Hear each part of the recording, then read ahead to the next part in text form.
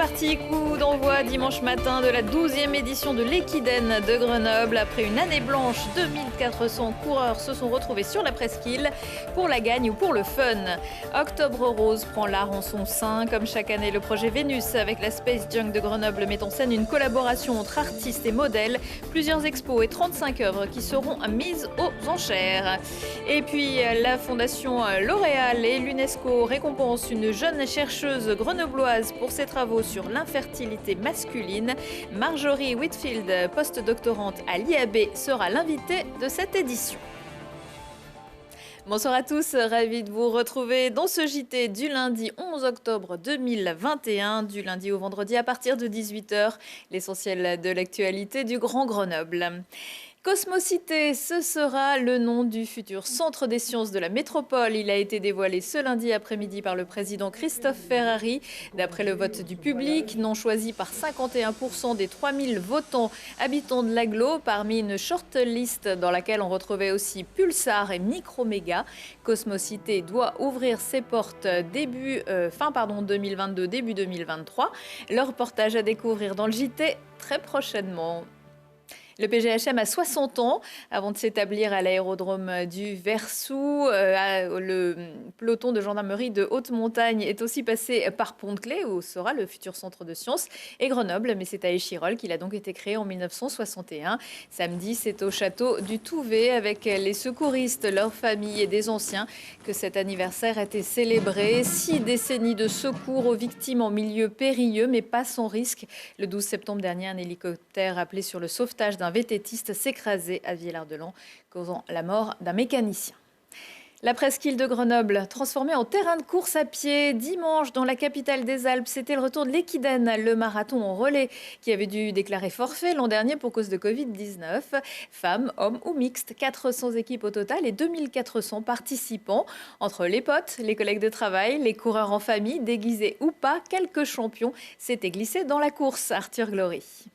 Il aura fallu sortir le bonnet, parfois même la doudoune, mais pour transpirer, un monde fou a répondu présent. Après un an d'absence, c'est le retour de la Grenoble Equiden. Cette nouvelle édition aux 400 équipes est venue faire oublier une année de disette. Organisateurs, coureurs et spectateurs sont fous de joie de pouvoir enfin se retrouver. L'année dernière, on a été privés de ce rendez-vous. Et aujourd'hui, de pouvoir se retrouver dans des bonnes conditions sur la presqu'île scientifique de Grenoble, évidemment, pour nous, c'est un pur bonheur. L'Equiden, c'est quelque chose de tellement particulier par rapport à cet esprit de partage.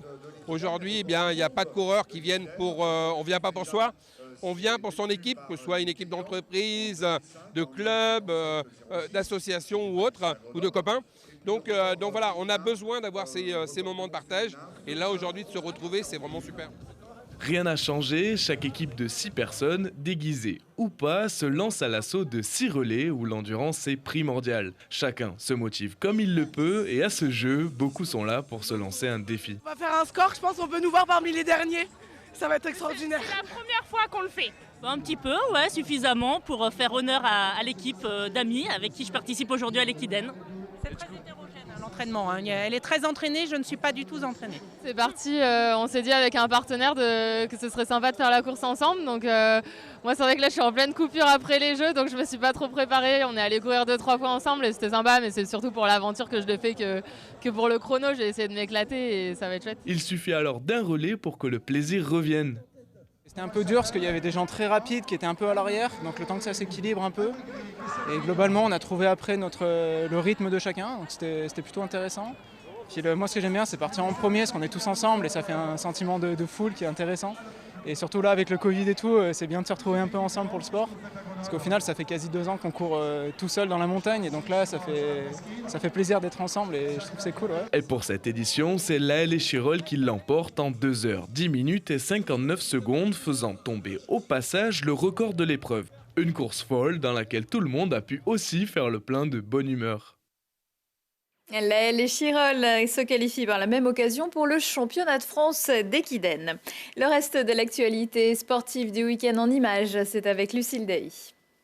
Plus rien n'arrête Marion Boras. Quelques jours après avoir fait tomber l'un des plus vieux records de France en poursuite individuelle, la cycliste iséroise pulvérise ce même record et l'améliore de près de 5 secondes lors des qualifications au championnat d'Europe. Seule l'Allemande Lisa Benauer a pu lui tenir tête en s'imposant en finale. Marion décroche donc une très belle médaille d'argent. Et un premier podium cette saison pour Alia Luthi, l'épéiste du Grenoble-Parmentier qui tire désormais à l'INSEP. Elle monte sur la 3e marche à Mâcon. C'était le premier circuit national de la saison et toutes les meilleures de France étaient là. Ça commence très bien pour Alia qui vise Paris 2024. Les brûleurs de loup enchaînent après avoir battu Nice 7-1 à domicile mardi et Cergy 3-1 à l'extérieur. Ils s'imposent cette fois à Briançon, victoire 3-0, ce qui fait 5 victoires et 1 défaite pour les Grenoblois qui prennent provisoirement la tête de la Ligue Magnus en attendant le match en retard du potentiel leader Angers. Dans G-Sport à 19h15, 20h15, 22h15, Lucille Dailly reçoit cette semaine le gardien et capitaine du GF38, Brice Maubleu, et le meilleur grimpeur du Tour d'Italie, Geoffrey Bouchard. Et puis les brûleurs de loup, les leaders, donc, joueront leur prochain match de Ligue Magnus ce mardi soir à Pôle Sud à 20h en recevant Chamonix. Pour soutenir la campagne de dépistage des cancers du sein Octobre Rose, les Grenoblois arboreront sur la glace un maillot rose.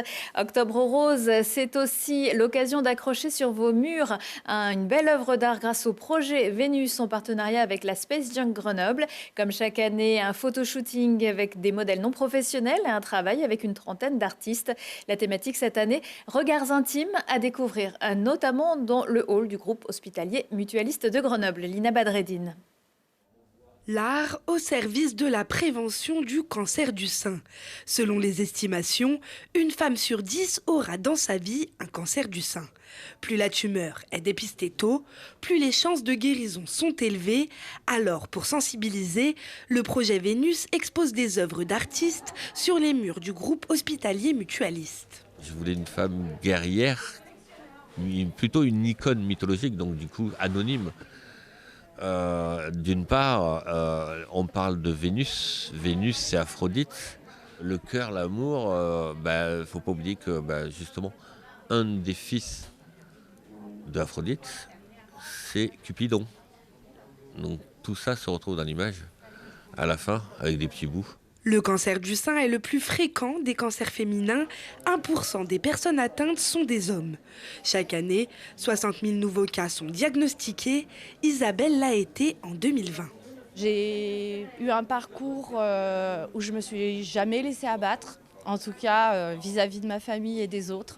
J'ai toujours été pleine de bonne humeur et d'énergie. Et il y avait ce côté de moi que j'avais pratiquement jamais laissé paraître.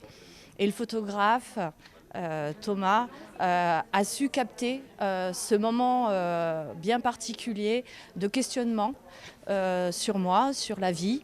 Il y a également donc Samuel Rousseau qui a fait la finalité de ce tableau et que je trouve très très chouette parce que même si le tableau est très dur, il a su tout de même apporter cette petite touche féminine et élégante dans le tableau. Et j'aime beaucoup le résultat, oui. C'est ce que je voulais faire véhiculer. Les œuvres exposées seront mises en vente aux enchères et les bénéfices seront reversés à l'association Héros. La vente, ce sera le 9 novembre. D'autres œuvres dans d'autres lieux encore à découvrir, notamment à partir de lundi prochain devant la MC2 ou dans le hall Vercors du CHU. La recherche taille XX. Chaque année, la Fondation L'Oréal, avec l'Académie des sciences et la Commission française pour l'UNESCO, distingue parmi 740 candidatures une trentaine de jeunes chercheuses brillantes. Parmi elles, vous, Marjorie Whitfield, bonsoir. Bonsoir. Et vous êtes postdoctorante à l'Institut pour l'avancée des sciences, l'IAB de l'Université Grenoble-Alpes. Vous avez reçu votre prix jeudi dernier. Vous êtes l'auteur d'une thèse baptisée « Dilipidémie et impact de la maturation post-testiculaire des gamètes ». Aujourd'hui, votre sujet de recherche, c'est l'annulus. En gros, vos travaux portent sur l'infertilité masculine. C'est bien ça ? Exactement, c'est bien ça. Qu'est-ce que vous cherchez à montrer et qu'est-ce que l'annulus ? Alors aujourd'hui, j'ai deux axes de recherche principaux, on va dire. Un axe très clinique où on étudie des cohortes d'hommes infertiles et on cherche à déterminer les causes génétiques de ces infertilités, donc retrouver quelles peuvent être les mutations génétiques à l'origine de ces défauts. Et donc un autre projet qui est plus, on va dire, fondamental, où là j'essaie de comprendre comment se forme le flagelle, donc la partie locomotrice du spermatozoïde. Et donc j'étudie pour ça une petite structure qui s'appelle l'annulus et qui, on pense, est impliquée dans ce processus de biogénèse du flagelle. C'est un sujet qui n'est pas évident, il y a toujours un tabou sur l'infertilité masculine. C'est un sujet dont les hommes parlent peu, peut-être, parce que ça renvoie à la virilité, même si ces deux sujets n'ont rien à voir, effectivement. Mais c'est quelque chose qui est de moins en moins tabou et dont on parle de plus en plus quand même aujourd'hui. Quel est votre but? Pourquoi vous vous intéressez à cette question? Pour plusieurs raisons. Tout d'abord parce que c'est un champ de recherche qui est quand même relativement peu étudié. Donc d'un point de vue scientifique, c'est très intéressant parce qu'il y a plein de choses à faire. Donc voilà, on est très curieux d'aller chercher dans les petits détails, savoir comprendre comment ça fonctionne.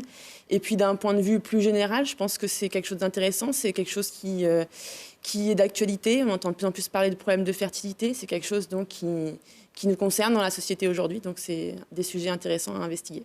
Et puis également pour la procréation médicalement assistée, puisque en général on demande aux femmes de faire l'effort et pas forcément aux hommes. Voilà, aujourd'hui en fait ces hommes infertiles on ne les traite pas le plus souvent, donc quand ils n'arrivent pas à faire de bébé, ce qu'on fait c'est qu'on va aller faire de la procréation médicalement assistée donc, et des gestes plutôt invasifs chez les femmes avec des ponctions ovocytaires, voilà, des stimulations ovariennes.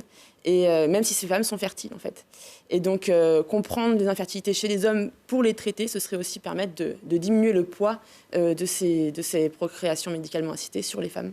C'est important pour vous d'être reconnu par ce prix?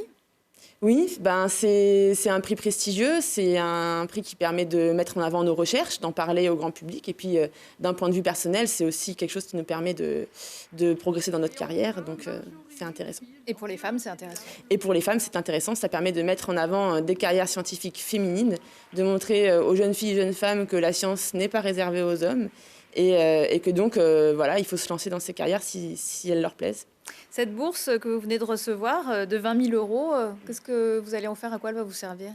Cette bourse, elle est destinée à nous aider en fait à lever des freins dans nos carrières. Donc ça peut être, voilà, ça peut être par exemple développer des collaborations, partir à l'étranger, faire des formations dont on a besoin. Aller à des congrès, etc. Voilà, c'est un peu l'objectif. Vous vous impliquez aussi dans la lutte contre la désinformation au sujet des vaccins. On a été gâtés ces derniers mois. Est-ce que vous comprenez que le vaccin contre le Covid-19 ait pu créer autant de controverses? Oui, je le comprends d'autant plus que je fais ce travail de bénévolat d'information sur la vaccination depuis 2018, donc depuis bien avant la crise du Covid. Et donc les vaccins déjà classiques effraient les gens et c'est quelque chose qui est très récurrent au cours de l'histoire de la vaccination.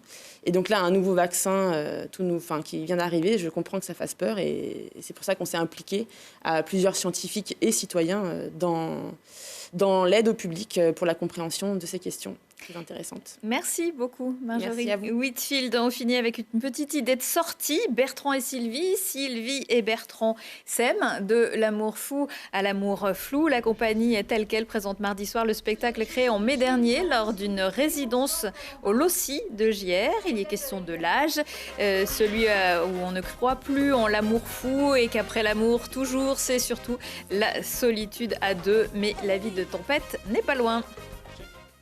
L'actu, c'est aussi à 19h, 21h et 23h et en replay sur télégrenoble.net. Je vous souhaite à tous une excellente soirée.